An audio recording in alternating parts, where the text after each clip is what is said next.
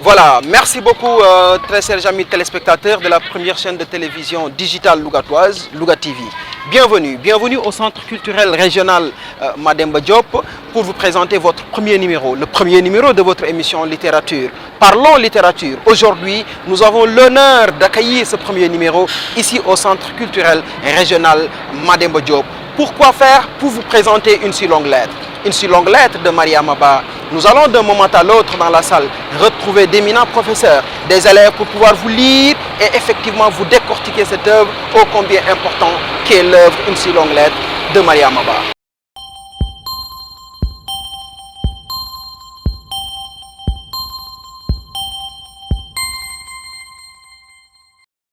Bonsoir chers élèves. Monsieur Diagne. Voilà, donc je vous présente M. Diagne, il est professeur de lettres au niveau du CM Modou Awa Balla Mbacké. M. Abibou Koli, professeur de lettres aussi au niveau du CM Modou Awa Balla Mbacké. Les élèves vont se présenter tout à l'heure. Nous avons aussi l'insigne honneur de recevoir M. Pape Moussassi, qui est professeur de lettres aussi au niveau du lycée franco-arabe de Louga. Maintenant, sans pour autant tarder, comme je l'avais dit tout à l'heure, nous allons parler de Maria Maba, nous avons parlé d'une si longue lettre.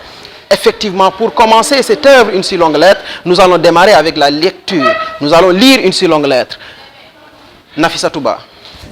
Bonsoir, je m'appelle Nafissa Touba. Je suis élève en classe de 3e au CM Modou Awa Balla. Aïssatou, j'ai reçu ton mot. En guise de réponse, j'ouvre ce cahier. Point d'appui dans mon désarroi. Notre langue pratique m'a enseigné que la confidence noie la douleur. Ton existence dans ma vie n'est point hasard. Nos grands-mères, dont les concessions étaient séparées par une tapade, échangeaient journellement des messages. Nos mères se disputaient la garde de nos oncles et tantes. Nous avons usé pagne et sandales sur le même chemin, caillouteux de l'école coranique. Nous avons enfui dans les mêmes tournois dents de lait, en implorant Fessouris de nous les restituer plus belles. Si les rêves meurent en traversant les ans et les réalités, je garde intacts mes souvenirs, celles de ma mémoire. Je t'invoque. Merci. Il s'agissait de Nafissa Touba, élève en classe de 3e au niveau du CM Modou Awa Balla Mbacké, qui nous avait lu, qui vient de nous lire la première partie de cette œuvre, Une si longue lettre. Maintenant, la parole est à mademoiselle Awa Faye. Awa Faye, veuillez continuer la lecture avec la page qui vous a été consignée. Bonsoir, je m'appelle Awa Faye, je fais la classe de 3e à CM Modou Awa Balla Mbacké. Je sais que je te secoue, que je remue un couteau dans une plaie à peine cicatrisée. Mais que veux-tu? Je ne peux m'empêcher de me ressouvenir dans cette solitude et cette réclusion forcée. La mère de Maouda, c'est tante Nabou pour nous et Seynabou pour les autres. Elle portait un nom glorieux du Sine, Diouf. Elle est descendante du bourg Sine. Elle vivait dans le passé sans prendre conscience du monde qui se muait. Elle s'obstinait dans les vérités anciennes. Fortement attachée à ses origines privilégiées, elle croyait ferme au champ porteur de vertu et répétait en haussant la tête que le manque de noblesse à la naissance se retrouve dans le comportement. Et la vie ne l'a point épargnée. La vie de la mère de Maouda, elle perdit tôt un mari cher. Élevait courageusement son aîné, Maouda, et 2 autres filles, aujourd'hui mariées et bien mariées. Merci. Voilà, merci beaucoup Hawa Faye. Maintenant, la parole est à Astou Kassé. Je m'appelle Astou Kassé. Je fais la classe de 3e au CM Modou Awa Balla Mbacké. Modou Fall est bien mort. Aïssatou, en attestant le défilé ininterrompu d'hommes et de femmes qui ont appris, les cris et pleurs qui m'entourent, cette situation d'extrême tension, aiguisement, souffrance, et persiste jusqu'au lendemain, jour de l'enterrement. Quel fleuve grouillant d'êtres humains accourus de toutes les régions du pays où la radio a porté la nouvelle. Des femmes s'affairent, proches parentes, elles doivent emporter à l'hôpital pour la toilette mortuaire, encens, eau de Cologne, coton, sont soigneusement mises dans un panier neuf. Les 7 mètres de percale blanche, seul vêtement autorisé à un mort musulman. Le zemzem. Eau miraculeuse venue des lieux saints de l'islam. Pieusement conservée dans chaque famille, n'est pas oublié. On choisit des panneristes et sombres pour recouvrir Modou Fall. Merci. Merci Astou, Ndeye Astou Kassé, élève au CEM Modou Awa Balla aussi. Nous allons en fait terminer la lecture avec Adja Hawa Fall. Bonsoir, je m'appelle Adja Hawa Fall, je fais la 3e au CEM Modou Awa Balla Mbacké. L'école transforme nos filles en diablesses qui détournent les hommes du droit chemin. Et j'en passe. Mais Maodo fut ferme. Il souligna son adhésion totale au choix de sa vie. En rendant visite à ton père, non à son domicile, mais à son lieu de travail. Il revenait de ses randonnées comme illuminé, heureux d'avoir tranché dans le bon sens. Existe-t-il?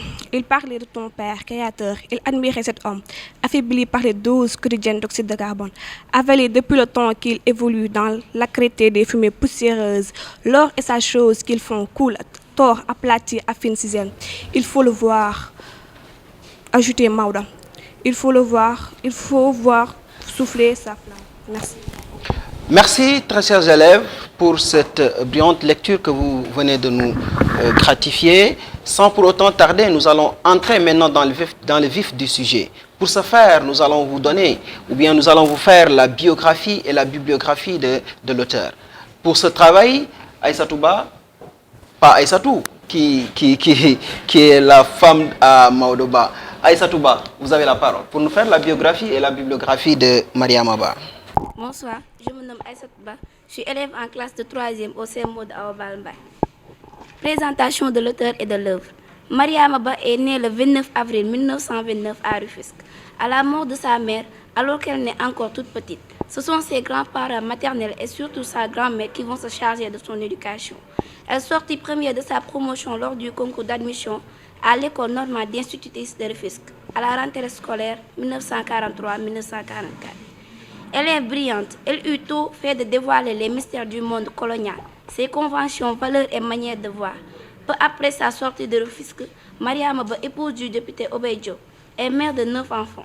Sa vie d'institutrice, d'épouse et de mère, ces 9 enfants qui avaient grandi et le temps qui se libérait, l'incitèrent à étendre sa lutte pour la promotion des droits des femmes à une participation directe aux organisations féminines, encourageant l'entraide et les actions communes.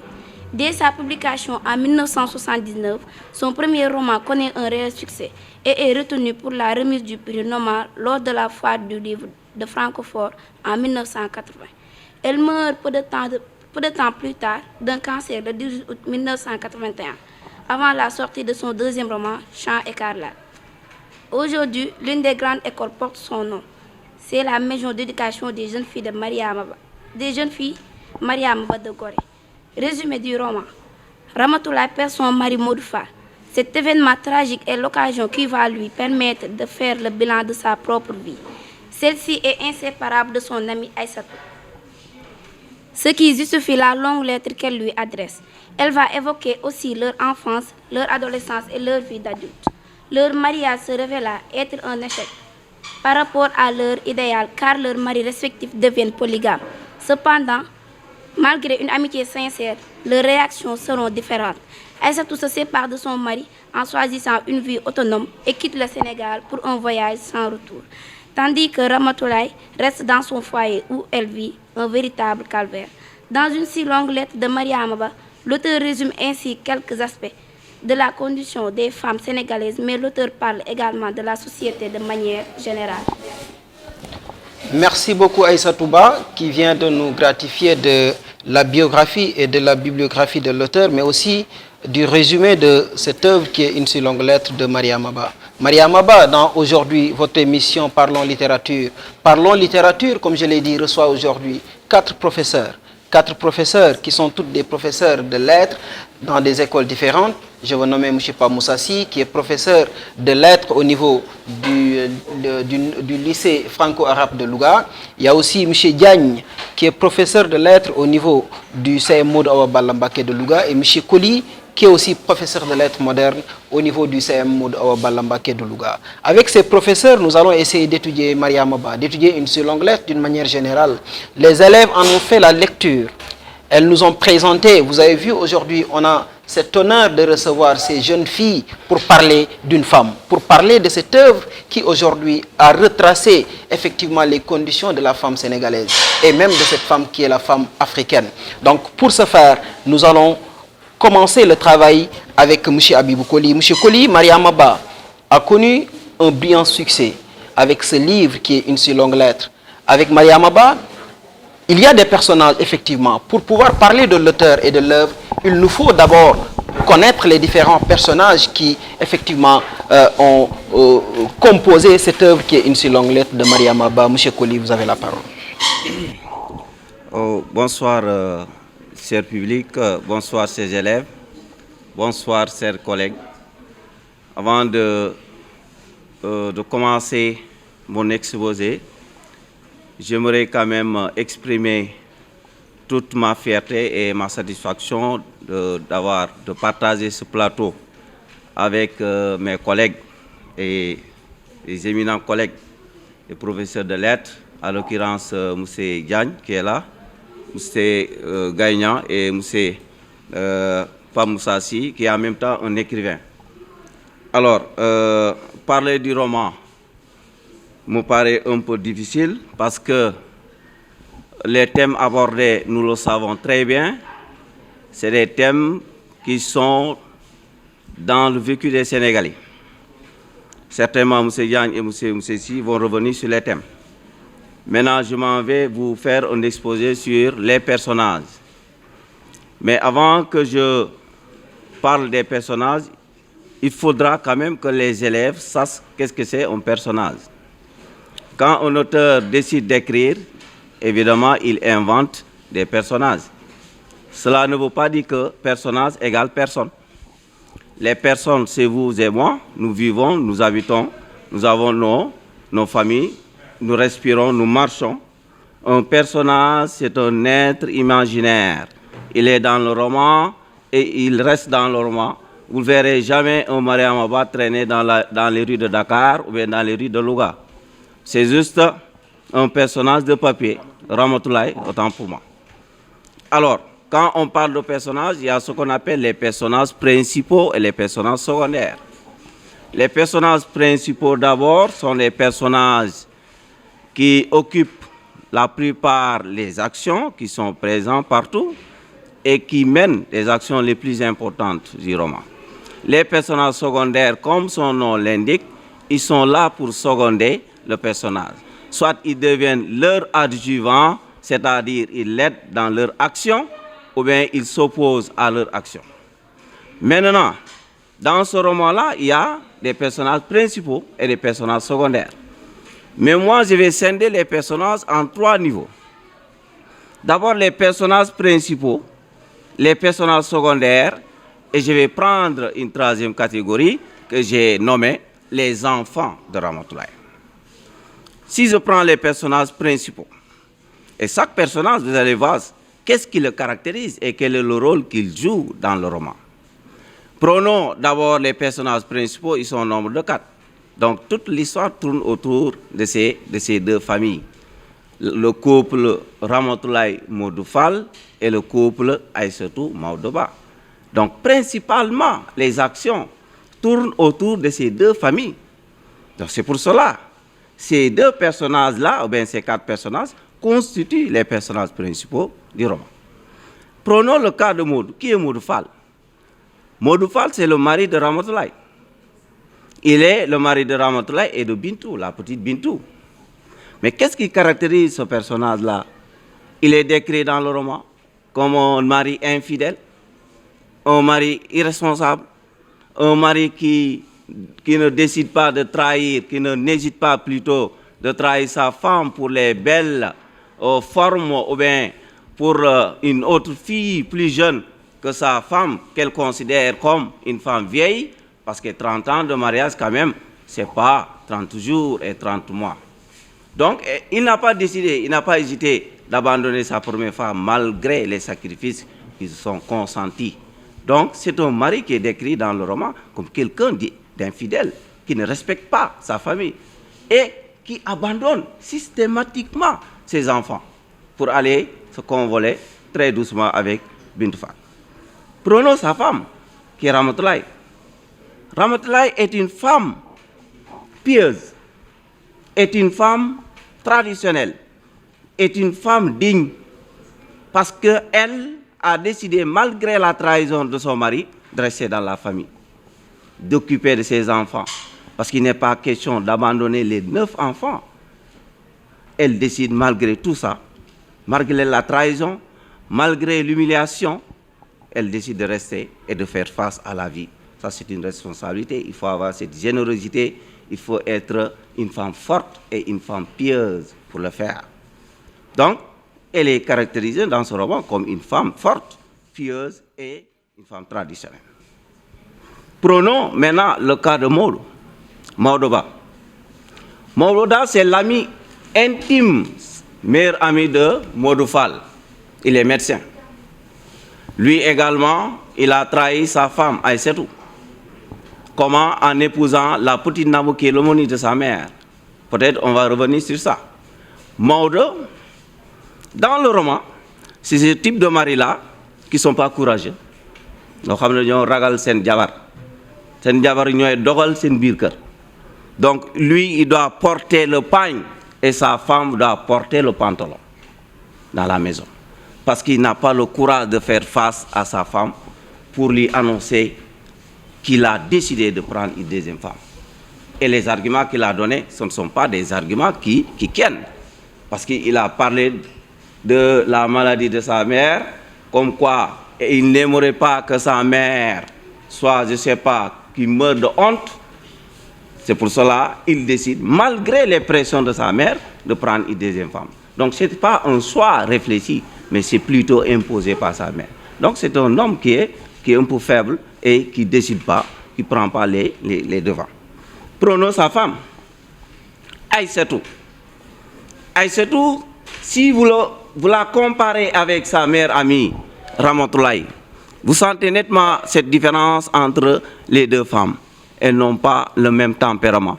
Si Ramatoulaye, elle est un peu douce, compréhensible, Aïssatou, elle est cette femme-là qui est impulsive, cette femme qui n'aime pas que les maris les dominent, cette femme qui est libre, émancipée. Parce que, n'oubliez pas, quand son mari a épousé la petite Bintou, la petite Nabou, elle n'a pas hésité de demander le divorce, tout bonnement, pour avoir une vie de liberté, une vie d'émancipation. Elle quitte le pays, elle va aux États-Unis comme interprète. Donc elle a sa vie, elle n'accepte pas la polygamie. Parce qu'il y a des femmes qui n'acceptent pas la polygamie. Même si vous les demandez pourquoi, elles vous diront que je ne veux pas partager mon mari, comme si le mari est un gâteau, où il faut prendre, chaque femme doit prendre une part. Non, c'est pas ça. Votre mari ne peut pas être un gâteau où toutes les femmes doivent prendre leur part. Donc elle va prendre sa liberté et aller aux États-Unis, tout bonnement. Donc si vous la comparez avec Ramatoulaye, vous sentez que Aïssatou, elle est ce type de femme-là qui n'aime pas la polygamie et qui sont émancipées et sont libres. Contrairement à sa meilleure amie qui décide de souffrir dans le silence, qui décide de rester dans le foyer. Alors, si nous prenons maintenant, pour aller vite, les personnages secondaires, nous avons d'abord ce qu'on appelle Tante Nabou, qui s'appelle Seynabou Diouf, de son véritable nom, on l'appelle Tante Nabou, qui est la mère de Maodoba. Qui est cette femme? C'est une femme qui aime sa culture, c'est une femme qui aime la tradition. C'est pour cela qu'elle l'a imposée à son fils. Elle est la garante de la tradition. Et c'est une femme qui est orgueilleuse, c'est une femme qui aime sa destinée. Souvent, elle se rappelle de ça, de sa noblesse, qu'elle est issue d'une femme noble, d'une famille noble, et que son fils ne doit pas se marier avec une bijoutière, Aïssatou. Donc, si nous prenons d'abord Tante Nabou, nous avons aussi de l'autre côté Dame Belle-Mère qui n'a pas de nom, d'ailleurs on l'appelle Dame Belle-Mère. Peut-être le professeur reviendra sur ça, si un personnage ne porte pas un nom, comment on l'appelle. Dame Belle-Mère, c'est une appellation pour moi péjorative. Elle n'a pas de nom. Elle est la seule à ne pas avoir de nom dans ce roman-là. Tous les autres personnages ont pratiquement des noms, sauf elle. Maintenant, on s'arrête sur ce personnage-là. Qui est Dame Belle-Mère? C'est la mère de Bintou. une femme très pauvre qui habitait dans les baraques, dans les cases. Elle avait du mal à se nourrir, à nourrir sa famille. Maintenant, elle n'hésite pas, elle n'a pas hésité de sauter sur l'occasion lorsque Modou Fall s'est présenté pour demander la main de Bintou. Parce que c'était une occasion pour elle de sortir une bonne fois dans la pauvreté et dans la misère. C'est pour cela, d'ailleurs, elle a accéléré, elle a mis la pression à sa fille pour qu'elle soit l'épouse de Modou, parce que Modou les a promis des baies de Mac, une villa et une vie confortable. Donc c'est une femme arriviste qui aime l'argent et opportuniste, c'est normal. Maintenant Bintou c'est sa fille. Elle était la meilleure amie de Daba, amie de classe certainement, qui a, pour moi, qui est un peu naïve, parce qu'elle est aussi ces genres de filles-là qui pensent tromper les vieux en faisant ce qu'on appelle le mbaran en Wolof, c'est ça, très bien, parce que pour elle, c'est l'occasion de faire ce mbaran-là à Modou Fall pour qu'elle puisse subvenir à ses besoins. Mais malheureusement pour elle, elle va tomber dans le piège de Modou, qui est plus intelligent qu'elle. Donc malheureusement, elle va devenir sa femme. Alors, si vous prenez d'abord l'autre personnage, c'est, comment dirais-je, Farmata. Farmata, c'est la griotte. Elle est la voisine directe de Ramatoulaye. Donc ici, il y a le rôle, la figure de la griotte, la figure du griot dans la société Wolof. Le griot joue un rôle très important dans la société. Ce n'est pas pour rien on a cette figure-là dans ce roman. Nous avons aussi Tamsir, qui est le grand frère de Modou Fall.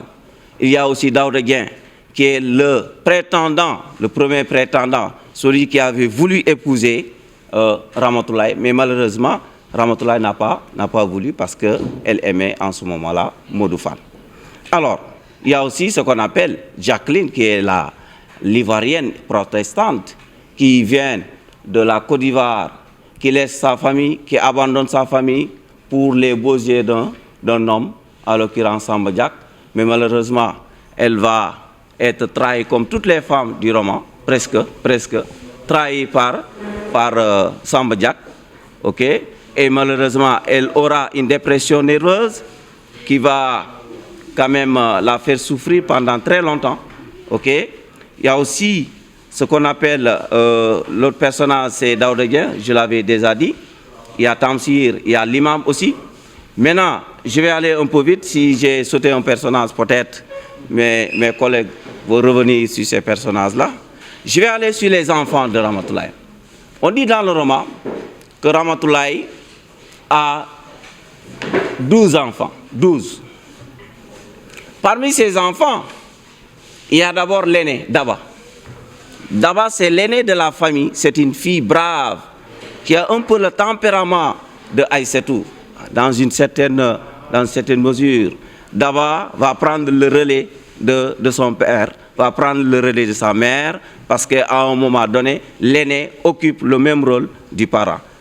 Parce qu'à un moment, sa maman ne pourra plus s'occuper de ses enfants, de bien éduquer ses enfants, et Daba joue ce rôle-là de relais.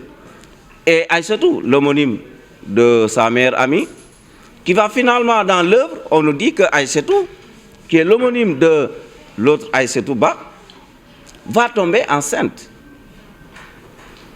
De qui? D'un étudiant qui s'appelle Ibrahim Sall.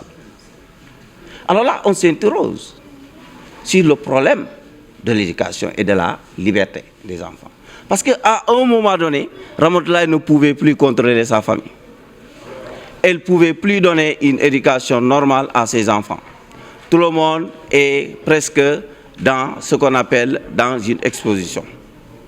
Alors, Aïssatou va tomber dans les pièges de la vie. Elle va faire ce qu'on appelle une erreur de jeunesse et tombera enceinte. Il y a Maodo, qui est l'homonyme de l'autre Maodo, qui est un brillant élève, qui est toujours premier. S'il ne l'est pas, il est deuxième, mais il est toujours premier, lui, avec un autre blanc. Mais à chaque fois, il est victime de racisme, parce que son professeur de philosophie va trouver toujours un moyen de lui enlever un point pour qu'il ne soit pas premier de la classe. Ça, c'est Maodo. Alors, les autres enfants, je vais les citer d'une manière un peu ramassée. Il y a ce qu'on appelle Alioune et Malik. Il y a les jumelles Awa et Aminata. Il y a le trio Aram, Yassine et Djenaba. Ce trio-là, caractérisé par ce qu'on appelle une perte des valeurs, des femmes ou bien des filles qui fument, des femmes qui portent des pantalons. Ce n'est pas comme aujourd'hui. Hein. À l'époque, la femme ne devrait pas porter le pantalon. Surtout les guines. Je ne parle même pas des guines déchirées. Non, le pantalon, il est interdit. Une femme africaine doit porter le pagne. Parce que le corps d'une femme, le corps de la femme, doit être protégé. La femme doit avoir ce qu'on appelle la dignité et l'honneur. Donc le pantalon n'était pas permis à des filles, à des femmes de l'époque. Donc, mais les trois se distinguent par ce qu'on appelle une jeunesse qui est en perte de vitesse. Une jeunesse perdue, complètement perdue. Elle fume, elle fréquente les soirées dansantes, elle se drogue. Ça, c'est grave. Alors, on a en dernier lieu, le dernier de la famille, je crois, c'est Abdou. OK? Et là, s'il y a un personnage que j'ai sauté, certainement mes collègues qui sont là, entourés, reviendront en large sur ces personnages. Mais il faut comprendre que chaque personnage joue un rôle très important dans le roman. On ne choisit pas un personnage n'importe comment. On choisit un personnage pour qu'il véhicule un message, pour qu'il joue un rôle en fonction des objectifs de l'auteur. Voilà ce que j'avais à présenter, les personnages, en attendant peut-être la réaction des autres, et on reviendra sur les thèmes. Certainement, M. Colli, nous allons revenir sur les thèmes, mais permettez-nous, avant de continuer ces exposés, de vous présenter Mme Niania Diallo, qui est la directrice du Centre culturel régional de Louga, qui nous a fait l'honneur aujourd'hui de nous accueillir dans cette salle, dans la bibliothèque du Centre culturel, pour vous présenter cette émission Parlons littérature. Madame Niania Diallo, le Centre culturel régional de Louga joue un rôle important dans le domaine de la littérature. Certainement, vous allez y revenir, mais qu'est-ce que cela vous fait aujourd'hui de voir tous ces jeunes engagés à venir au niveau de votre bibliothèque régionale pour effectivement essayer de lire et de chercher du savoir? Bonsoir à tout le monde et excusez-moi du retard indépendant de ma volonté. J'avais une réunion à l'extérieur. Donc, je dis bonjour chers élèves, bonjour chers professeurs. Bon, on ne peut que magnifier ces genres d'activités. Parce que d'une part, nous, on est en partenariat, je pense bien, avec tous les établissements scolaires de la commune, de même que des autres communes environnantes. Donc, on ne peut que magnifier cette activité. Et au niveau du centre culturel, on n'a pas que la bibliothèque française. On a une autre bibliothèque à travers l'American Corner. Et ces deux bibliothèques jouent un rôle vraiment de savoir, de recherche de savoir pour les élèves. Et je pense bien que les établissements d'alentour sachent que cette année-ci, vraiment avec votre appui, on compte apporter une nouvelle touche de la littérature au niveau de Louga. Parce que dans le plan d'action de cette année, je peux dire que, par exemple, chaque mois, on aura l'écrivain du mois. Et aussi, il y aura aussi des discussions autour des œuvres au programme et des films suivis de discussions. Tout ça là entre dans le sens de la relance de la littérature au niveau de la région de Louga, pour tout dire. Voilà, merci beaucoup Madame Niania Diallo. Comme elle l'a si bien dit, le Centre culturel régional de Louga accueille beaucoup d'activités. Même au niveau de ce centre, il y a des concours de dictée, des concours d'appellation. Certainement, vous comprendrez avec nous que c'est un centre qui est ouvert à la littérature. Nous allons continuer avec notre œuvre. Certainement, elle va assister avec nous.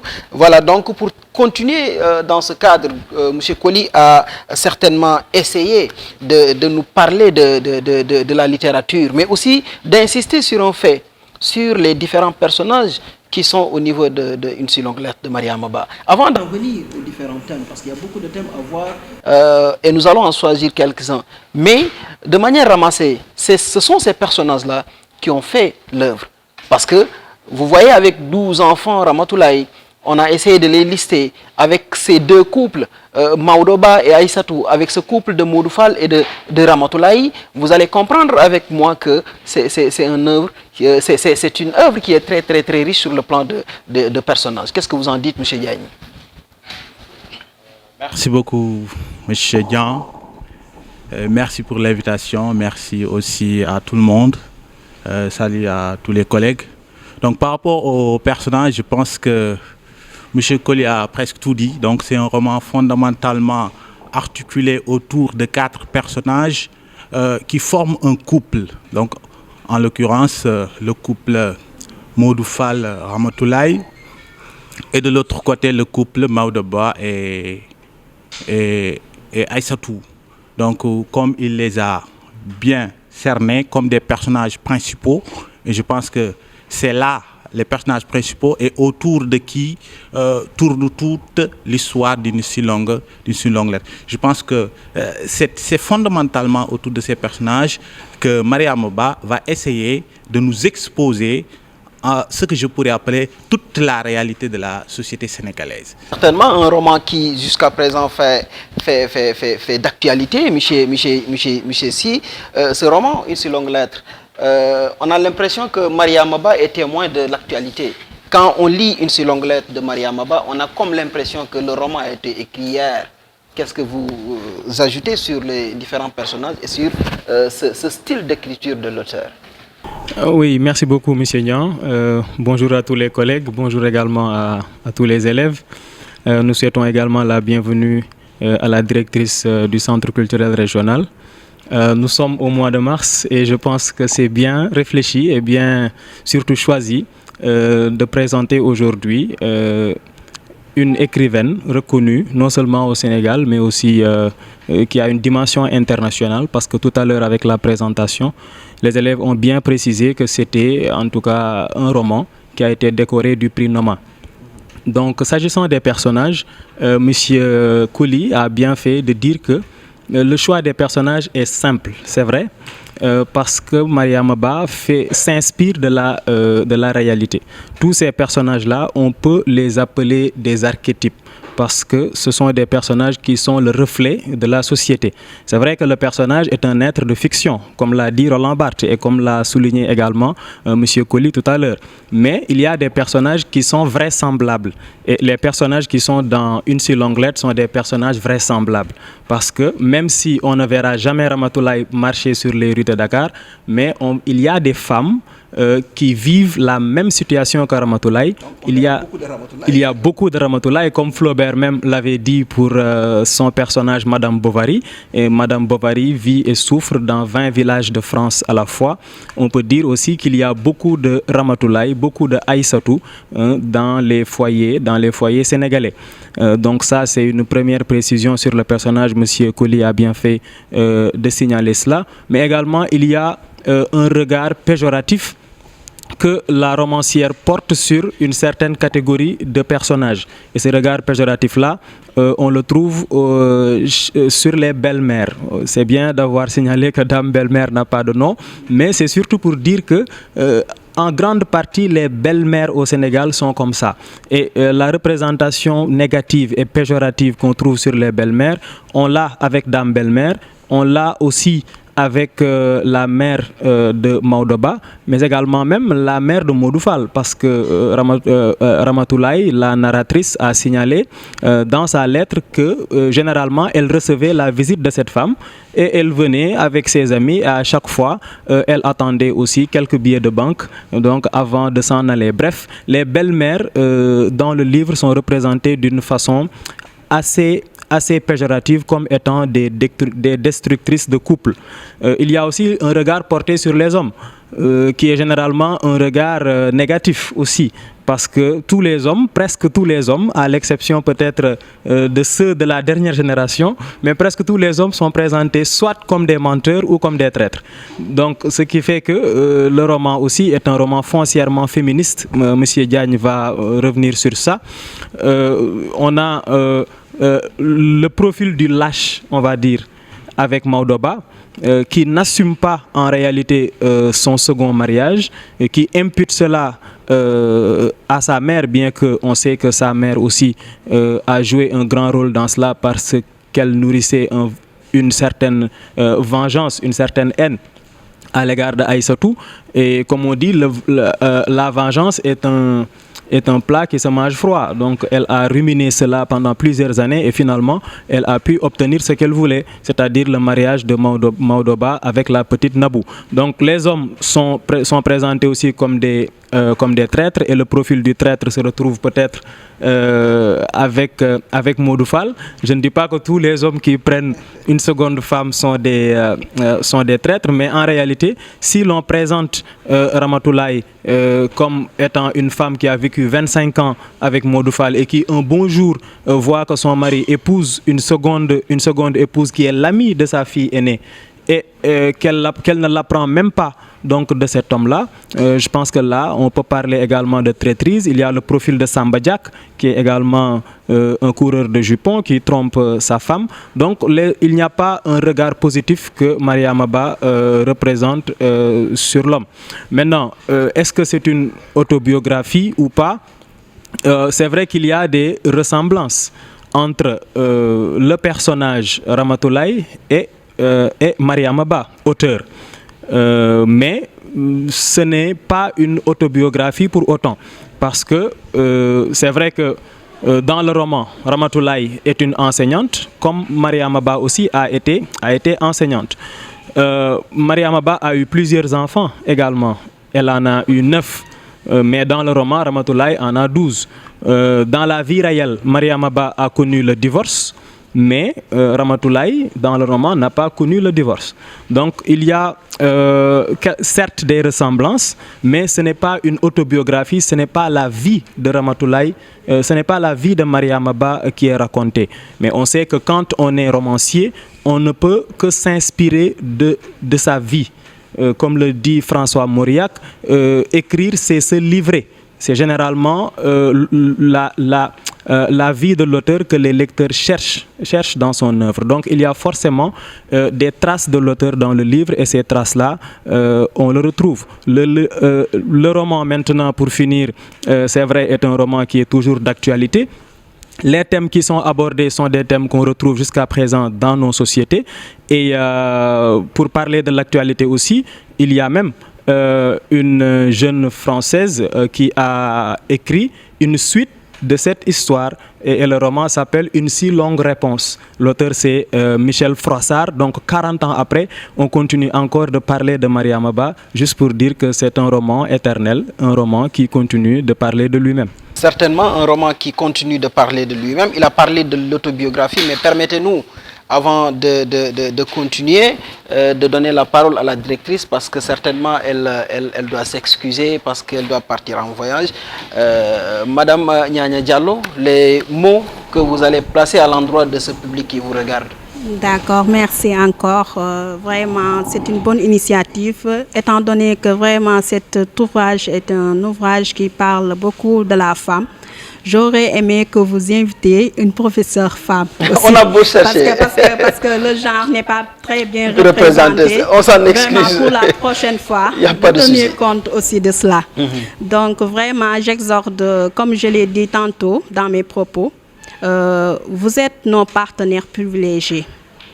Étant donné que le centre culturel est là, à la disposition des professionnels, de même que des élèves, j'exhorte tous les établissements scolaires à se rapprocher de la bibliothèque française, de même que l'American Corner.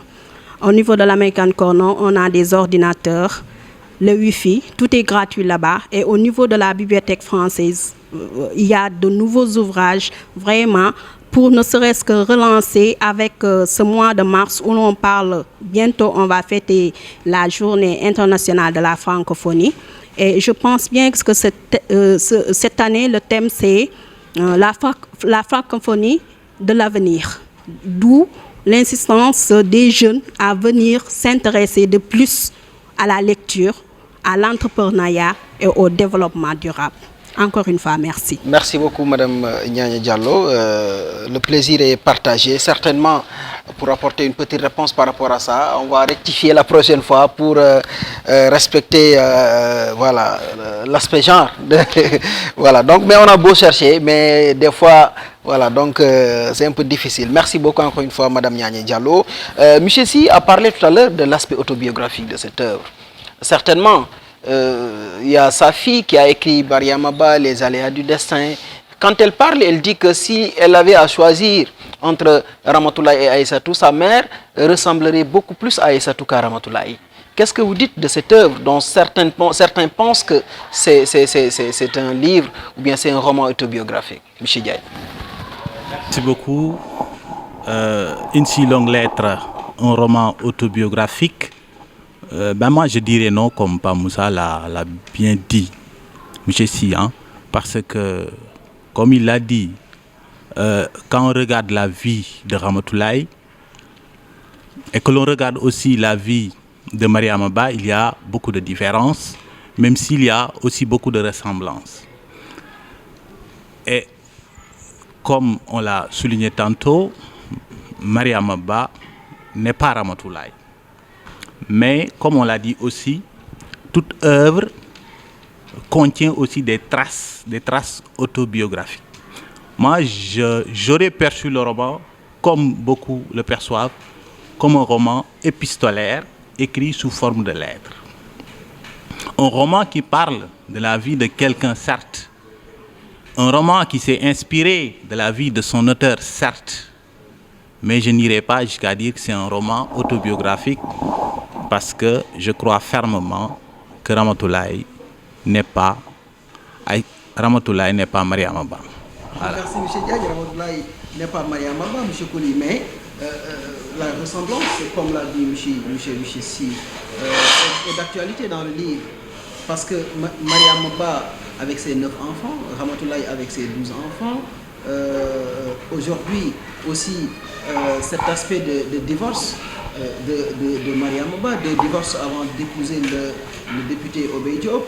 Aujourd'hui aussi Ramatoulaye, pas de divorce, mais aujourd'hui veuve. Donc ces ressemblances existent bel et bien dans le roman, M. Koli. Oui, peut-être pour aborder dans le même sens que mes collègues, je ne peux pas penser que ce roman serait un roman autobiographique, parce que c'est clair.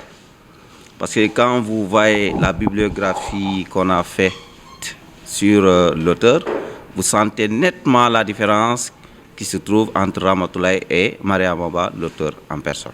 On a dit que Mariamaba a connu le divorce, 2 fois mariée et 2 fois divorcée. Elle a 9 enfants au total, alors que dans l'œuvre, on présente Ramatoulaye comme une femme qui n'a pas divorcé, qui a une coépouse. Alors que dans la vie courante, Mariamaba, il n'y a pas quelque part où on nous a dit que Mariamaba avait une coépouse.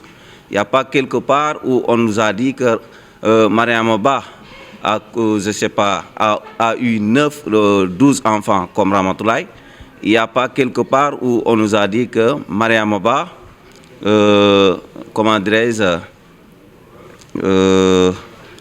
a connu, je ne sais pas, la même trajectoire que Ramatoulaye. Donc il y a une différence nette entre les deux personnages. On ne peut pas considérer l'œuvre comme une œuvre biographique, même si il y a une part de réalité, comme il a dit, une vraisemblance, des traces. Parce que le divorce, Ramatoulaye, Mariamaba a connu le divorce. Mais qui a divorcé dans le roman? C'est Aïssatou. Donc c'est normal que parfois l'auteur sait ce qu'il a vécu dans la vie, peut-être il transpose ça dans le roman. On retrouve ça dans le roman, mais tout compte fait, le roman-là est loin d'être un roman autobiographique, parce que tous les aspects de l'autobiographie ne sont pas là. Parce que dans une autobiographie, si je ne me trompe pas, l'auteur raconte sa vie, et commence de la naissance jusqu'à la fin. Donc, le professeur est là, il peut me corriger si ce n'est pas ça. Donc, tel n'est pas le cas dans ce roman-là. Dès le début, on nous raconte la mort. Ensuite, il y a ce qu'on appelle un retour en arrière et des souvenirs de leur enfance à la vie d'adolescente jusqu'à ce qu'elle soit mariée. Donc, cette œuvre-là, pour moi, même s'il y a des similitudes, on ne peut pas parler d'autobiographie parce que... Voilà, donc on ne peut pas parler d'autobiographie, certainement, mais on peut parler des thèmes. On peut évoquer certains thèmes. Monsieur Si, dans le roman, s'il y avait des thèmes phares qui pourraient effectivement être bénéfiques pour ses élèves, quels seraient ces thèmes-là? Oui, tout à l'heure j'ai dit que le roman Une si longue lettre est un reflet de la société. C'est vrai que dans sa forme, comme l'a dit M. Diagne, on peut dire que c'est un roman épistolaire parce que c'est écrit sous forme de lettres. Mais si l'on s'appuie sur le fond de l'histoire, on pourrait même aller jusqu'à dire que c'est un roman de mœurs sociales. Parce que tous les problèmes qui sont liés à la société sont clairement abordés par la romancière Mariama Ba. Et parmi ces problèmes-là, nous avons surtout le problème de la polygamie. Je pense que la polygamie est un thème très essentiel dans le livre. Et cette polygamie-là, surtout la façon dont la narratrice la traite, c'est ça qui est important. Parce que nous avons une narratrice qui a un regard négatif sur la polygamie. On a l'impression qu'en lisant Une si longue lettre, on a l'impression qu'il n'y a pas un couple polygame heureux. On a l'impression que les conséquences de la polygamie sont toujours néfastes pour une famille. Et les illustrations, on les retrouve déjà avec Aïssatou et Maodoba. Parce que s'il y a vraiment une cause principale de ce divorce-là, c'est le fait que Maodoba ait essayé d'avoir une seconde épouse. Même si dans sa lettre, Aïssatou semble être beaucoup plus dégoûtée par le comportement de son mari que par la polygamie en tant que telle. Là encore, on a une illustration avec le couple Ramatoulaye et Modoufal, parce que là aussi, c'est vrai qu'il n'y a pas de divorce à ce niveau, mais quand même, il y a une tension, il y a des bouleversements de la famille. Donc, la polygamie, ici, occupe une place charnière. Mais aussi, en tant que thème, on peut parler du thème de l'amitié. L'amitié entre Aïssatou et Ramatoulaye, mais aussi l'amitié entre Modoufal et Maodoba, pour montrer que les amitiés traversent les temps, mais aussi ce sont des amitiés sincères. Cette amitié-là que l'on retrouve dès l'entame du livre, parce que ce que la narratrice a fait en trempant sa plume pour écrire une lettre, c'est d'abord de se souvenir de tous ces moments d'amitié-là qu'elle a vécu avec Aïssatou Ba. Donc de rappeler qu'elles ont joué ensemble, elles ont grandi ensemble, elles ont été formées ensemble. Et on peut même dire que si Maodoba même a vraiment voulu épouser Aïssatou, c'est juste pour préserver cette kóllëre-là entre ce quartet qui formait une relation amicale très sincère.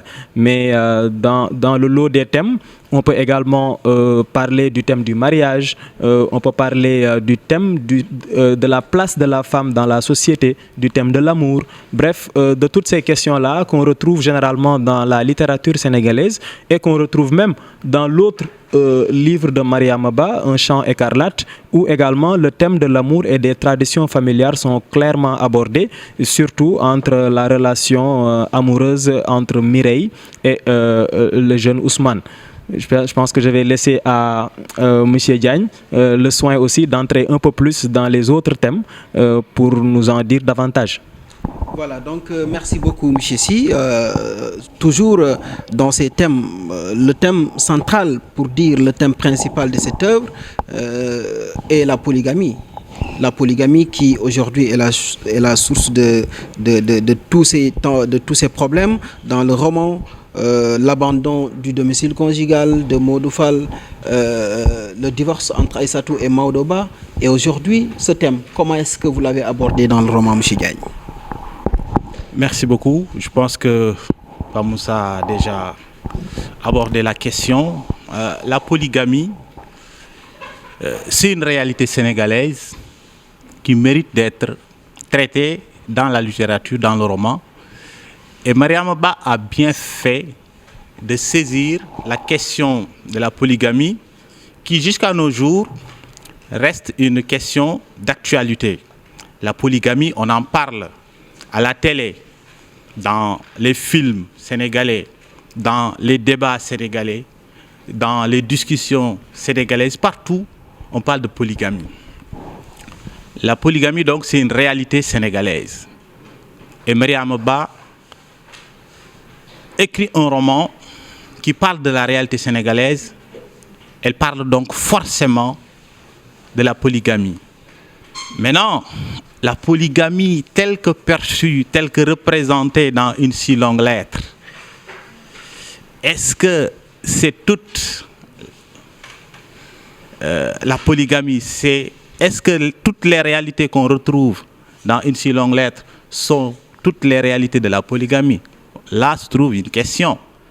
Ce qu'on peut dire par rapport à une si longue lettre, c'est qu'on a une représentation, en tout cas subjective, de la polygamie.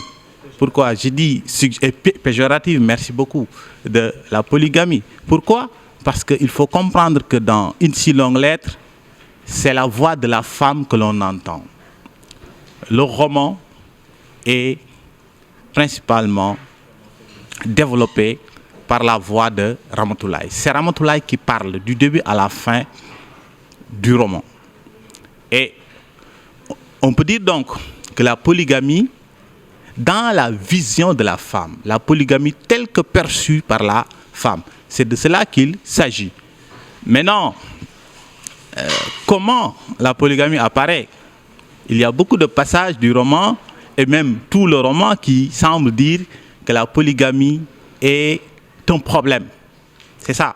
La polygamie est un problème familial, un problème dans le couple, et donc un obstacle même à l'amour. C'est ça, en fait. Parce que, qu'est-ce que la polygamie chez Ramatoulaye? Et elle le dit. Chez Ramatoulaye, qu'est-ce qu'on voit, qu'est-ce qu'on perçoit dans le roman? Elle, selon elle, donc, la polygamie, c'est le droit à la trahison. C'est ce qu'il dit, c'est le droit à la trahison. En passage, il dit, il me demande la compréhension. Mais comprendre quoi?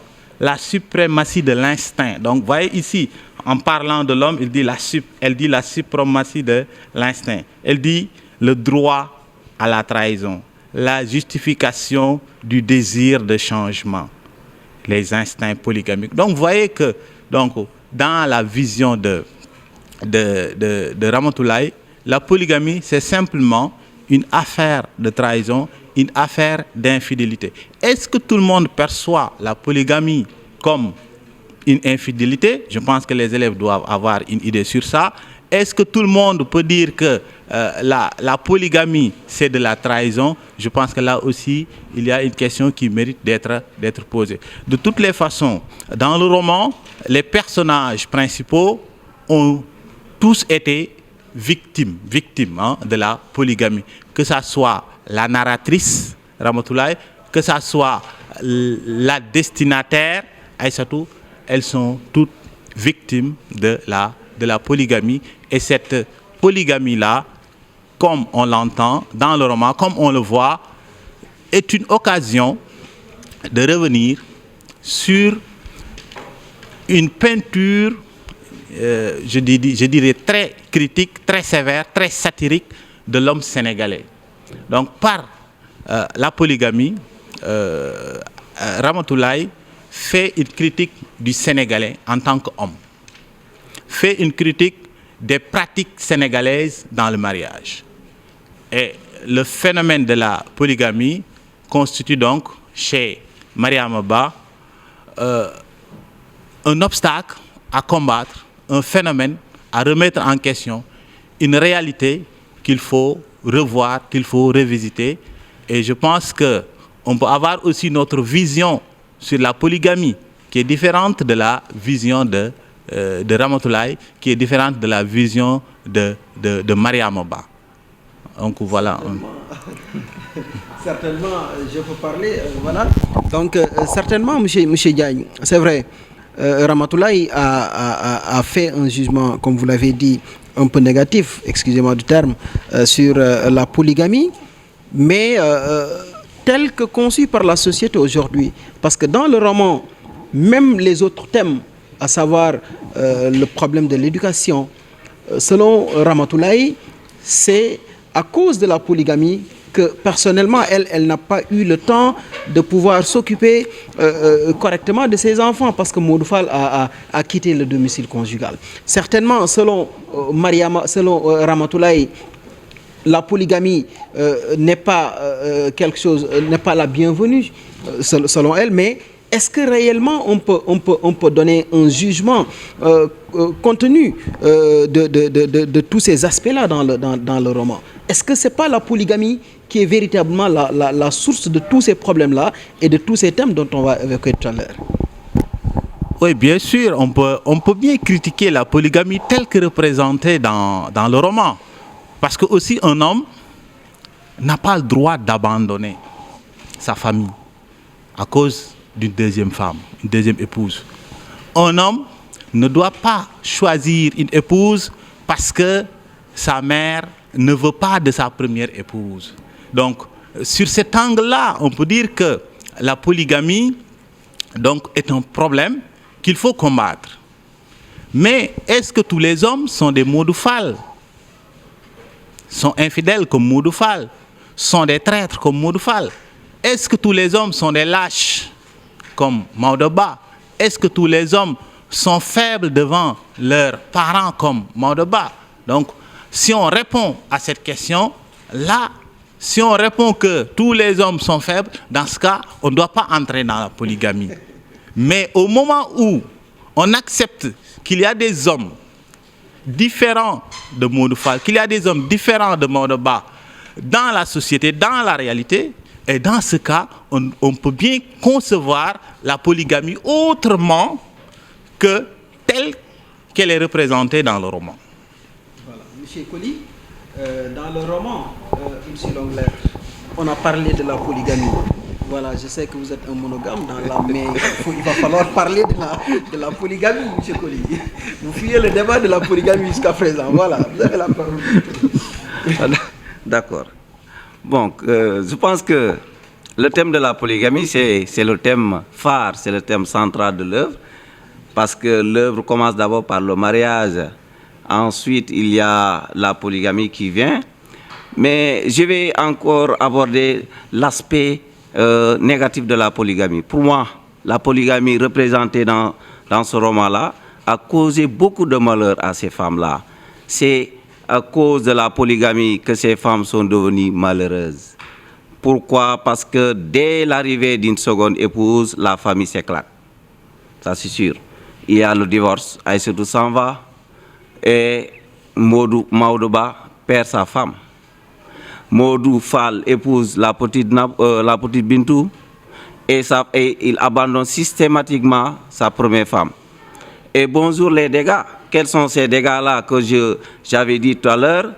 D'abord, il y a cette mère qui ne peut plus contrôler ses enfants parce qu'éduquer 12 enfants, c'est très difficile pour une femme. Donc, qu'est-ce qui se passe? La première conséquence qui se présente, c'est Aïssatou qui tombe enceinte. Aïssatou qui tombe enceinte, alors que Aïssatou était presque l'espoir de sa mère.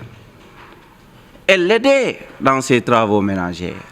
Quand elle n'est pas là, déception, Aïssatou va la surprendre et va tomber enceinte. Et encore le malheur, un malheur ne venant pas tout seul, les malheurs vont s'enchaîner avec ce qu'on appelle le trio. Aram, Djenaba et Ebin. Qu'est-ce qui se passe dans ce trio-là? Elles vont adopter un comportement de liberté. Des filles qui portent des pantalons et qui fument, qui se droguent. Le malheur encore continue. Qu'est-ce qui se passe? Alioune et Malik vont subir ce qu'on appelle un accident. Rappelez-vous de ce texte-là dont elle parlait. quand elle disait que j'ai pu interrompre ma prière du crépuscule parce que les hurlements venaient de la rue. Donc, vous avez une famille qui éclate. Donc, la polygamie a amené plus de problèmes dans les familles que de bonheur. Mais moi, je ne pense pas que Ramatoulaye, ou bien Mariam Ba, à travers son personnage Ramatoulaye, critique la polygamie. Non, c'est plutôt le comportement de ces hommes-là qu'elle critique. Ces hommes-là qui se servent de la polygamie pour montrer leur infidélité. D'ailleurs, elle l'a dit dans un passage, quand elle disait que, je vais citer, que les hommes n'ont ainsi pour se justifier, ils ravalaient la petite Nabou au rang de mets. Ainsi pour changer de saveur. Elle dit changer de saveur. Les hommes trompent leur épouse. Ça veut dire que les hommes dans l'œuvre n'épousent pas parce que pour amour, non, elles épousent pour justement changer de saveur. Parce que assouvir un instinct. Mais c'est grave. Ça veut dire que les hommes se servent de la polygamie. Les hommes se cachent derrière la polygamie pour prouver qu'ils sont infidèles, et qu'ils sont irresponsables, qu'ils sont des traîtres et qu'ils sont pas courageux. Voilà ce que je comprends dans la polygamie. Mais la polygamie aussi, dans les familles polygames, il y a énormément de problèmes. Les coépouses se disputent. Il y a ce qu'on appelle le maraboutage qui va se passer entre eux. Les enfants ne s'entendent pas. Les coépouses sont là pour des détails à se bagarrer, à se disputer. OK? La famille risque d'être une famille un peu divisée. Donc, il y a plus de problèmes dans les polygames que de bonheur. Parce que toutes les femmes dans l'œuvre ont connu leur déception, leur malheur à cause de la polygamie. Donc, l'auteur, plutôt, il critique la polygamie, la manière dont les hommes conçoivent la polygamie et non pas la polygamie en tant que, je ne sais pas, un aspect religieux. Voilà. Certainement, pas la polygamie comme étant un aspect religieux, mais M. Si, la polygamie, vous allez y revenir, mais un thème aussi qui a été abordé dans le roman, c'est le problème des castes entre Aïssatou et le mariage de Maodoba et de la petite Nabou.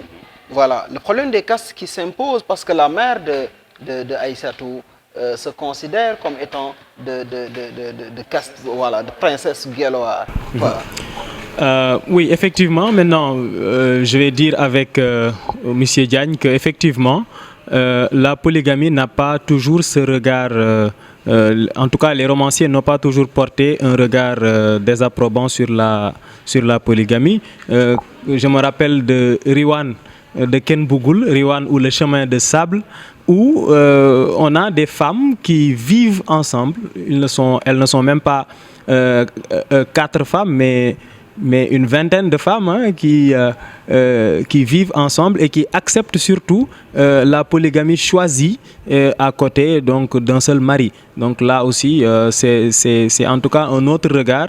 Et Ken Bougoul, en tout cas, est parvenu à convaincre beaucoup de femmes de l'autre aspect, peut-être de la polygamie, qui est également un aspect positif, où les femmes sont épanouies, etc.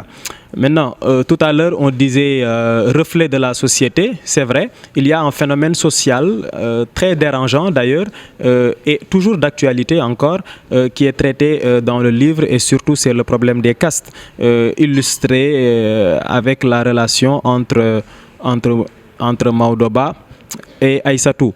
Donc nous avons là deux jeunes intellectuels, donc ce n'est pas un hasard si la narratrice a préféré choisir 2 jeunes intellectuels, parce qu'en réalité, ce sont seulement les intellectuels qui peuvent bouleverser certains codes.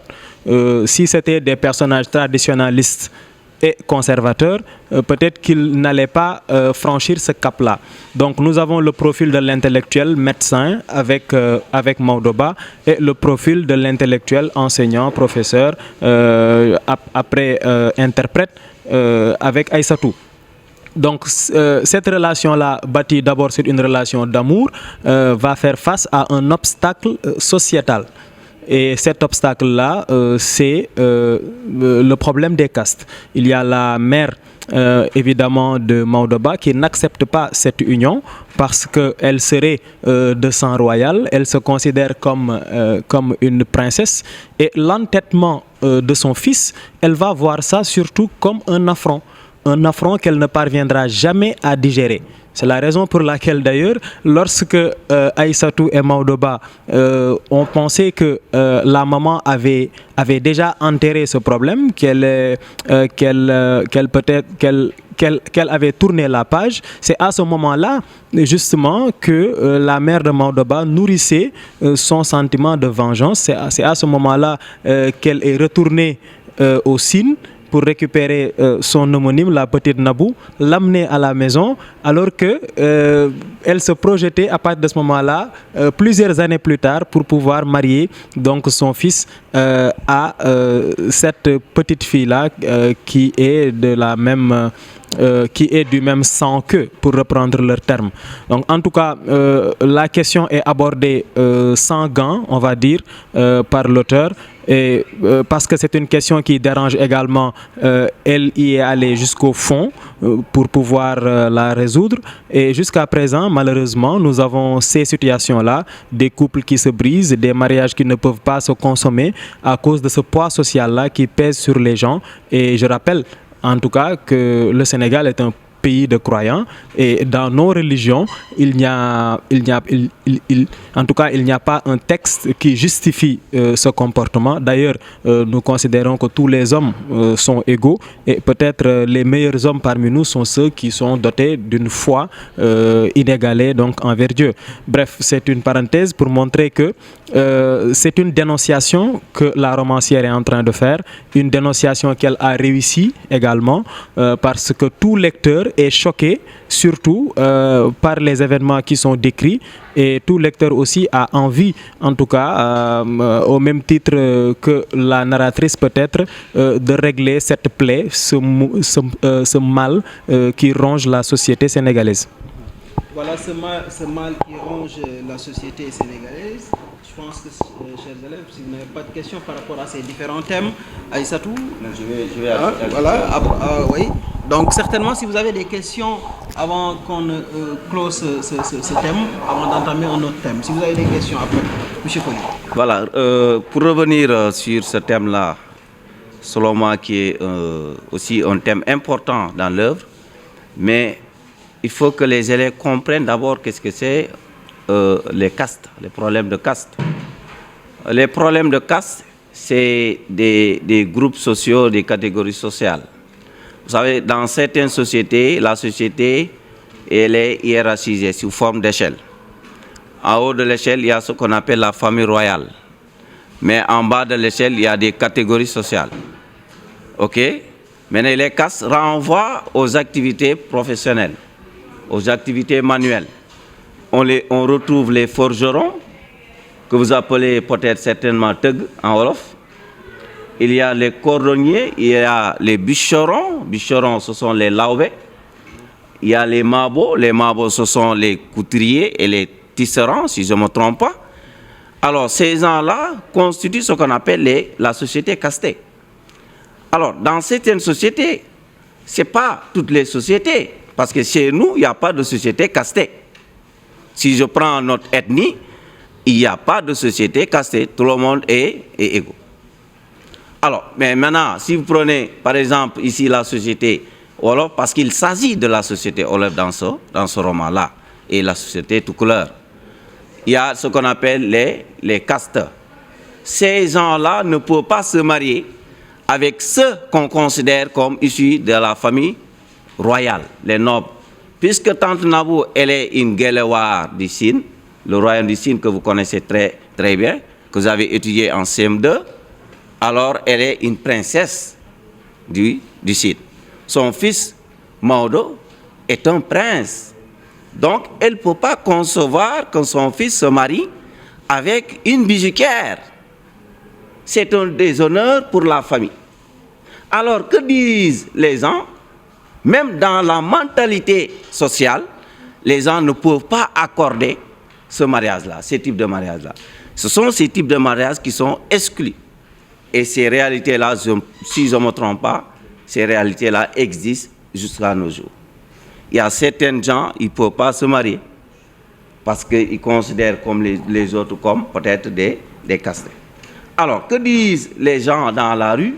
Ils disent, je vais un peu citer, que une bijoutière, elle brûle tout sur son passage comme un feu de forge. Cela veut dire quoi? Se marier avec une bijoutière, tu n'auras absolument rien. Tu n'amasses pas d'argent. Ça, c'est la mentalité sociale parce que, tout simplement, l'auteur rejette ces coutumes-là, ces traditions-là, rejette ou bien elle critique sévèrement cette pratique-là. Et elle jette son discrédit sur ceux qui pratiquent ça et ceux qui se nourrissent de ces clichés-là. Parce que ces types de sociétés-là sont rejetés. On les ignore, ils subissent ce qu'on appelle une sorte d'injustice et de rejet. D'ailleurs, Aïssatou et Maodo, malheureusement, M. Si s'est rappelé de ça. Heureusement, c'est des intellectuels. Ils ont tout fait pour combattre ces clichés et se marier. Malgré ça, sa mère va concocter ce qu'on appelle une vengeance. Elle va récupérer son homonyme qu'elle va préparer, élever dans la famille de Aïssatou. Laisser même à Aïssatou le soin de nourrir cette fille-là et de l'amener à l'école pour pouvoir se venger d'elle. Parce que tout simplement, elle ne peut pas digérer ce mariage-là. Elle est Aïssatou et elle ne le cache pas. OK? Donc voilà ce que j'ai à ajouter par rapport à... Voilà, Monsieur Diagne, avant que M. Diagne prenne la parole, est-ce que vous avez des questions par rapport à ce thème, Aïssatou? Aïssatou Ba? Je ne parle pas d'Aïssatou dans le roman Nafi. Ah ouais, c'est bon? Hein? Vous avez des questions?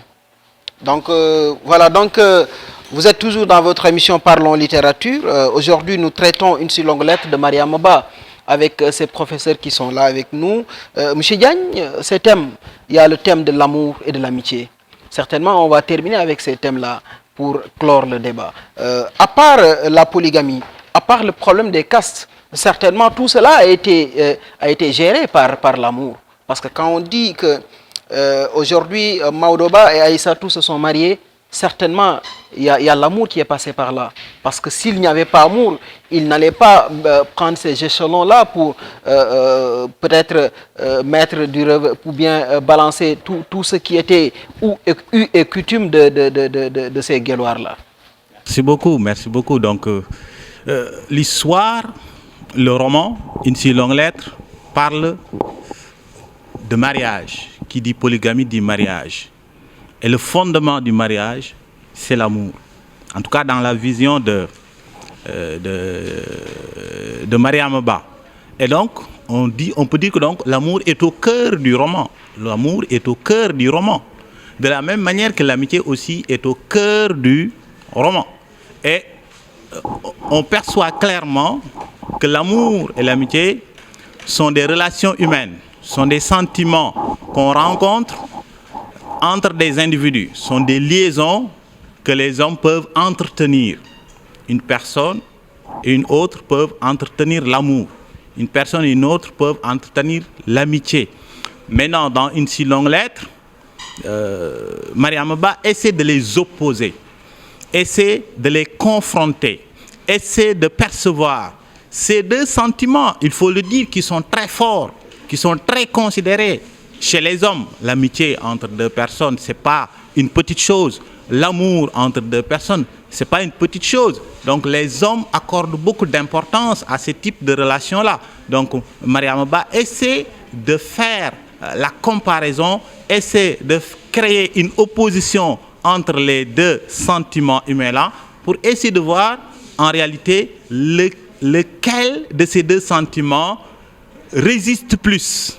Lequel de ces sentiments est plus fort? Voilà en fait la vision en tout cas le problème que cherche à poser Mariama Ba. Maintenant, dans cette confrontation-là dans cette opposition-là, on verra que l'auteur va trancher à la fin. L'auteur va trancher. Commençons par l'amitié. Comment elle est représentée dans le roman. Et entre qui existe d'abord l'amitié? L'amitié, c'est entre Ramatoulaye et Aïssatou. L'amitié, c'est aussi entre Modou Fall et Maodo Ba. Donc, entre deux hommes ou entre deux femmes dans le roman, nous avons l'amitié. Mais entre l'un des hommes et l'une des femmes, il y a l'amour. Entre l'un des hommes encore et l'une des femmes, il y a l'amour. Donc, on peut même faire un schéma entre donc, ces deux types de relations où on a 2 à 2, l'amour, ensuite l'amitié. Maintenant, il y a ce parallélisme-là entre ces deux relations qu'on voit et l'amitié, où ça commence? Entre Aïssatou et Ramatoulaye. Ce n'est pas une amitié simple. Dès le début, c'est, on peut dire, le premier aspect qui a été évoqué dans le roman. Dès les premières pages, la narratrice revient sur sa relation avec Aïssatou, sur l'origine. Voilà. Et avant même de parler, elle parle même que cette amitié-là, ça transcende même les deux personnages. Ça part même de leur grammaire. Elle dit nos grammaires dont les concessions étaient séparées par une tapade, échangées journellement des messages. Après la grammaire, ça descend vers les mères. Hein. Leur maman aussi, on dit nos mères se disputaient la garde de nos oncles et tantes. Et maintenant, ça descend vers les personnages. Nous avons usé pagne et sandales sur le même chemin caillouteux de l'école. Donc voilà le début de l'amitié entre les deux personnages. Donc ce n'est pas une amitié qui est née ex nihilo, qui est née de rien du tout. C'est une amitié donc, qui date de très très loin, qui vient de très loin. Donc c'est ça le premier aspect. Maintenant, c'est une amitié qui sera vécue. Donc Aïssatou et Ramatoulaye vont passer l'école coranique ensemble, l'école moderne ensemble, elles vont faire encore la formation ensemble, donc elles ont presque passé beaucoup de moments de leur vie. Donc l'amour, c'est d'abord dans le temps.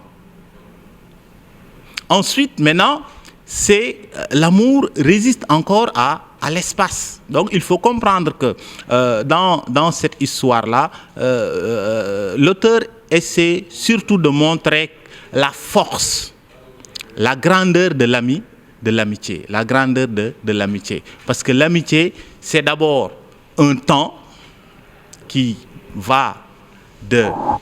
vient de très loin et qui continue de traverser les temps, premièrement.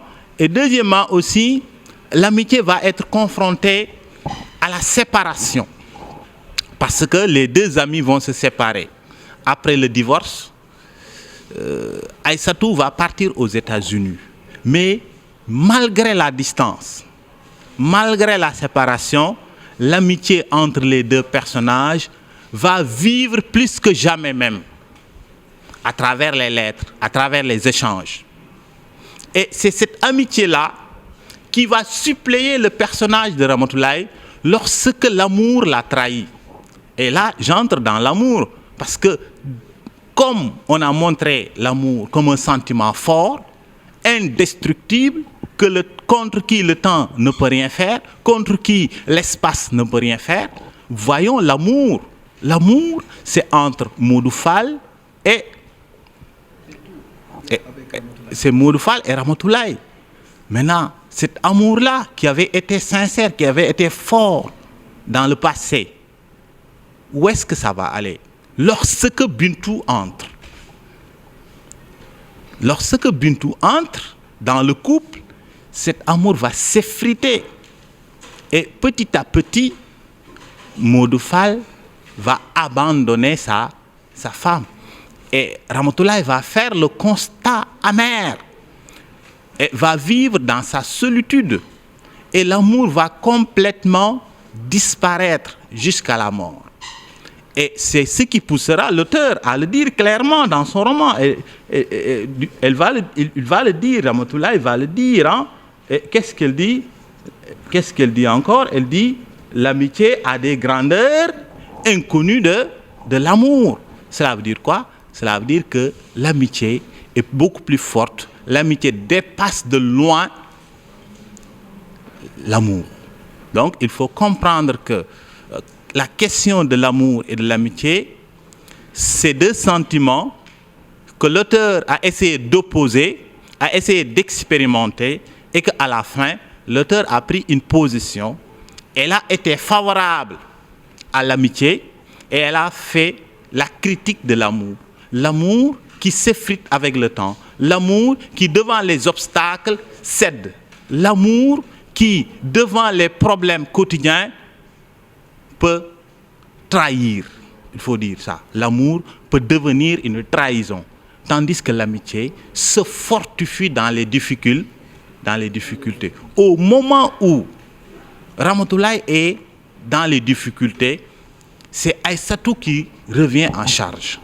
C'est Aïssatou qui va assurer, pendant l'absence de Modou Fall, c'est Aïssatou, l'ami de Ramatoulaye, qui va lui venir en aide, qui va lui permettre de résister même et d'entrer parfois dans la concurrence, parce que aussi il faut comprendre que la polygamie vous plonge dans une sorte de concurrence. Lorsqu'elle était dans les difficultés à assurer le déplacement de ses élèves de ses enfants pour aller à l'école, lorsqu'elle était dans les difficultés pour résister à l'opulence dans laquelle vivait sa coépouse, c'est en ce moment-là que son amie va surgir. Elle va lui acheter une voiture de la même manière que Modou Fall a acheté une voiture, non pour sa première épouse, mais pour sa seconde épouse et pour sa belle-mère, tout en laissant de côté, tout en abandonnant dans la misère sa première femme. Dans cette misère-là, c'est l'amitié qui va venir pour soutenir donc la femme qui avait été trahie par l'amour.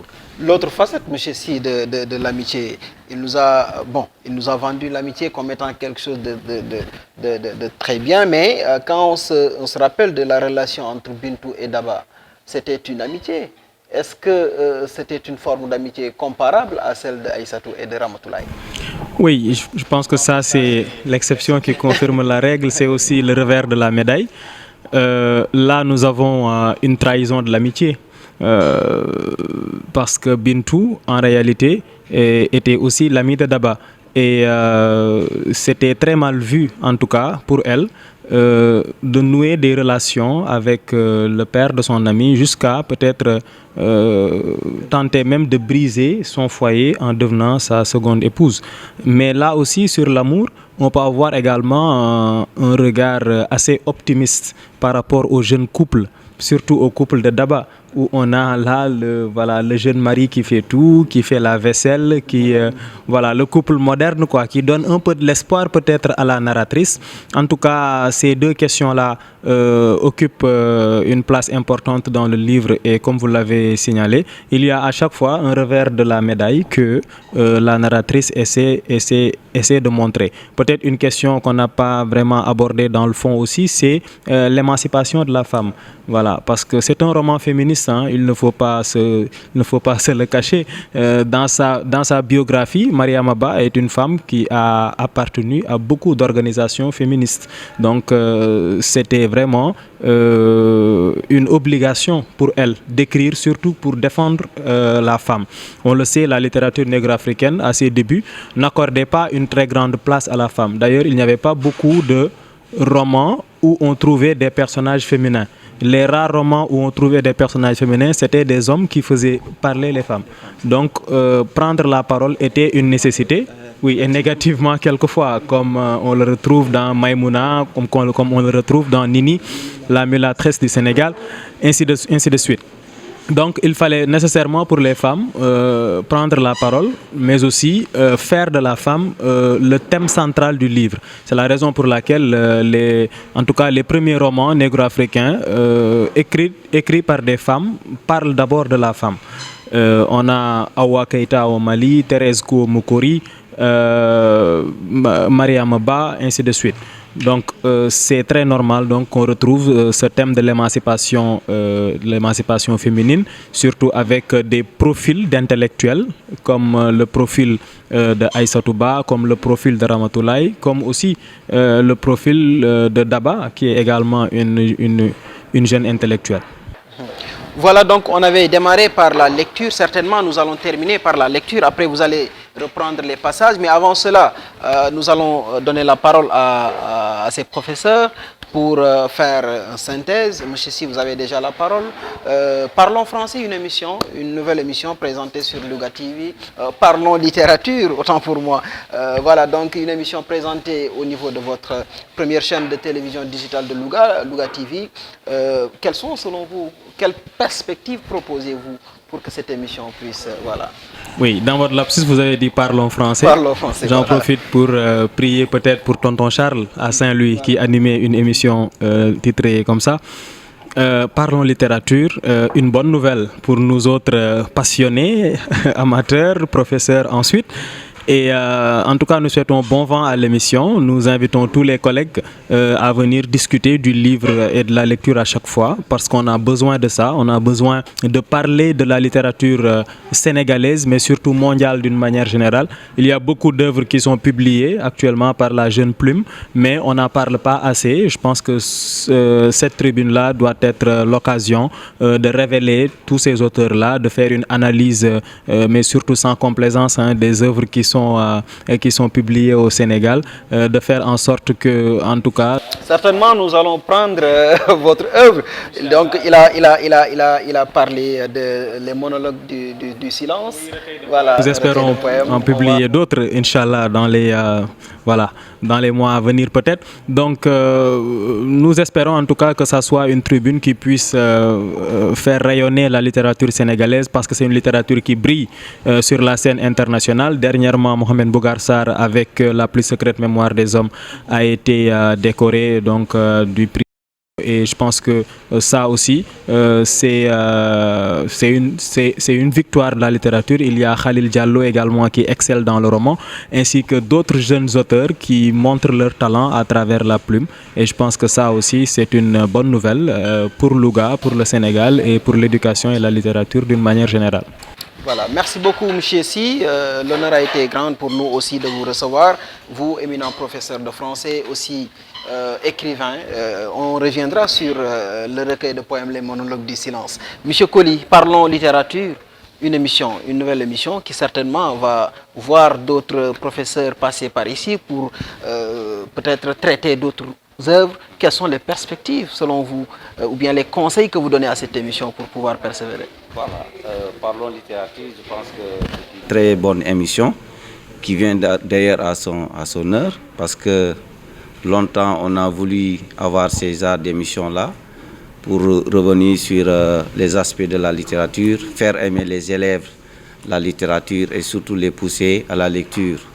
Parce qu'il n'y a pas deux voies, il y a une seule voie pour réussir, pour savoir, pour aimer la littérature, c'est la lecture. Il faut dire, j'invite et j'exhorte les élèves, je ne cesse pas de les dire, il faut aller vers la lecture. Il faut découvrir les romans, il faut découvrir les auteurs, parce que la littérature, c'est une passion. Je pense que cette émission-là, peut-être sera une occasion, surtout de revenir sur la grammaire, sur les autres aspects. À part la littérature, peut-être il y aura des collègues qui vont venir ici et de parler d'autres choses. Je pense que c'est très important pour les élèves. Surtout, je les exhorte à s'intéresser davantage à cette émission-là, parce que ça leur permet quand même d'avoir un aperçu sur la littérature et de les faire aimer la lecture, de les faire aimer la littérature, parce qu'il n'y a pas plus belle dans la vie que la littérature. Il n'y a pas plus belle que la littérature, M. Diagne. Parlons littérature sur Louga TV. Une initiative très salutaire et je vous en félicite et vous encourage, M. Nian, pour l'initiative. Vraiment, c'est une émission littéraire, mais aussi une émission pédagogique, il faut le dire. Et il faut dire aujourd'hui que la pédagogie doit prendre sa place à la télé et à la radio parce qu'elle doit avoir sa place. Donc l'école doit avoir sa place à la télé, l'école doit avoir sa place à la radio, de la même manière que les autres aspects comme l'art, la musique ont leur place à la télé. Et je vous félicite, je vous encourage et j'invite tous les professeurs de la région, de la ville de Louga, de venir appuyer, de venir pousser l'émission. J'invite aussi tous les élèves donc, qui suivent la télévision. Je les invite à venir suivre couramment l'émission, à venir ici au centre culturel participer à l'émission, parce que si on crée cette émission-là, c'est surtout pour les élèves. J'invite aussi les parents d'élèves à insister, à pousser les élèves à rester scotchés devant les télés pour essayer de suivre et de tirer le maximum de cette émission-là, car je pense que c'est une émission quand même qui participe à la formation des élèves, qui participe à l'éducation. Voilà, c'est une émission qui participe à l'éducation. Parlons littérature. Nous avons démarré par la lecture. Comme l'a dit M. Colli, la lecture, c'est cette arme-là que l'élève doit se munir pour être très bien en français. Nafissa Touba, vous aviez démarré avec la lecture. Vous allez terminer avec la lecture.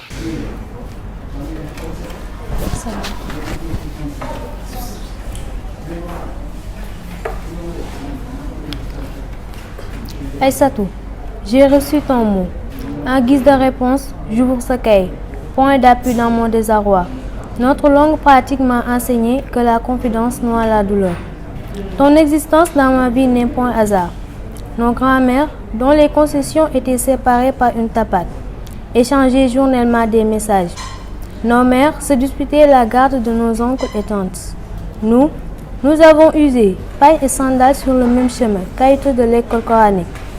Nous avons enfoui dans les mêmes trous nos dents de lait, en implorant fait souris de nous les restituer plus belles. Si les rêves meurent en traversant les ans et les réalités, je garde intacts mes souvenirs, celles de ma mémoire. Je t'invoque. Je sais que je te secoue, mais que je remue un couteau dans une plaie en peine cicatrisée. Mais que veux-tu? Je ne peux m'empêcher de me ressouvenir dans cette solitude et cette réclusion forcée. La mère de Maouda, c'est tante Nabou pour nous et Seynabou pour les autres. Elle portait un nom glorieux du Sine, Diouf. Elle est descendante du bourg Sine. Elle vivait dans le passé sans prendre conscience du monde qui se muait. Elle s'obstinait dans les vérités anciennes, fortement attachée à ses origines privilégiées. Elle croyait ferme au sang porteur le vertu et répétait en haussant la tête que le manque de noblesse à la naissance se retrouve dans le comportement. Et la vie ne l'a point épargnée. La mère de Maoudaba, elle perdit tôt un mari cher. Elle élevait courageusement son aîné Maouda et deux autres filles, aujourd'hui mariées et bien mariées. Maodo Fall, Aïssatou est bien mort. Aïssatou, en attestant le défilé ininterrompu d'hommes et de femmes qui ont appris les cris et pleurs qui m'entourent, cette situation d'extrême tension, aiguisement, souffrance, et persiste jusqu'au lendemain jour de l'enterrement. Quel fleuve grouillant d'êtres humains accourus de toute région du pays où la radio a porté la nouvelle. Des femmes s'affairent, proches parentes. Elles doivent emporter à l'hôpital pour la toilette mortuaire. Encens, eau de Cologne, coton sont soigneusement mises dans un panier neuf. Les 7 marques de percale blanche, seul vêtement autorisé à un mort musulman. Le zemzem, eau miraculeuse venue des lieux saints de l'islam, pieusement conservée dans chaque famille, n'est pas oublié. On choisit des pagnes riches et sombres pour recouvrir Maodo Fall. L'école transforme nos filles en diablesses qui détournent les hommes du droit chemin. Et j'en passe. Mais Maodo fut ferme. Il souligna son adhésion totale au choix de sa vie en rendant visite à ton père, non à son domicile mais à son lieu de travail. Il revenait de ses randonnées comme illuminé, heureux d'avoir tranché dans le bon sens. Exultait-il, il parlait de ton père, créateur, il admirait cet homme, affaibli par les doses quotidiennes d'oxyde de carbone, avalé depuis le temps qu'il évolue dans la qualité des fumées poussiéreuses. L'or est sa chose qu'ils font, coule, tord, aplati, affine, cisèle. Il faut le voir, ajouter Maodo, il faut le voir souffler la flamme. Merci et ce fut un plaisir de recevoir M. Si, professeur de français au niveau de l'école lycée franco-arabe de Louga. Monsieur Koli, professeur de français au niveau du CEM Modou Awa Balla Mbacké, monsieur Diagne aussi, professeur de français.